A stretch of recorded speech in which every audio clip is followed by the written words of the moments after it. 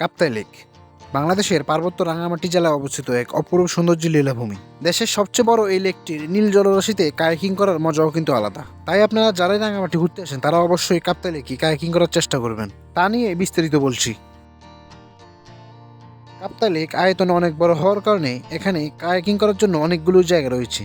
এর মধ্যে সবচেয়ে সহজ এবং হাতের নাগালের কাছে রয়েছে ফলওয়াল পার্ক। আপনারা ফলওয়াল পার্ক থেকেই কায়াকিং করার সুবিধা গ্রহণ করতে পারবেন। তবে এর জন্য ফলওয়াল পার্কে প্রবেশের জন্য আপনাদেরকে 40 টাকা খরচ করতে হবে এবং কায়াকিং করার জন্য 2 সিটের ভাড়া নিয়ে থেকে 100 টাকা। আমরা যেহেতু 2 জন ছিলাম তাই আমরা 100 টাকা দিয়ে একটি কায়াক ভাড়া করিনি। আপনারা 40 টাকা দিয়ে ফলওয়াল পার্কে প্রবেশ করলেও এখানে কায়াকিং ছাড়াও আরো সুন্দর সুন্দর কিছু জায়গা রয়েছে।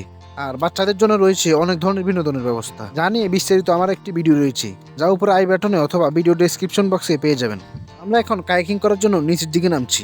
দেখতেই পাচ্ছেন এখানে এক পাশে লাইফ জ্যাকেট রাখা আছে, তা আপনারা অবশ্যই লাইফ জ্যাকেট পরে নামবেন।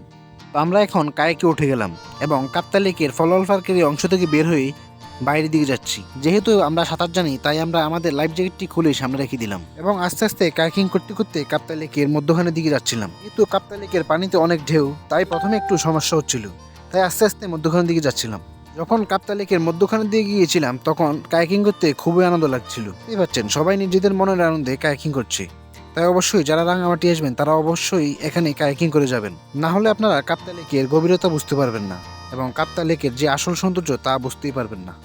তো আর কি, যদি ভিডিওটি ভালো লেগে থাকে তাহলে লাইক করবেন এবং বন্ধুদের সাথে শেয়ার করবেন। ধন্যবাদ সবাইকে, দেখা হচ্ছে আবার নতুন কোনো ভিডিওতে।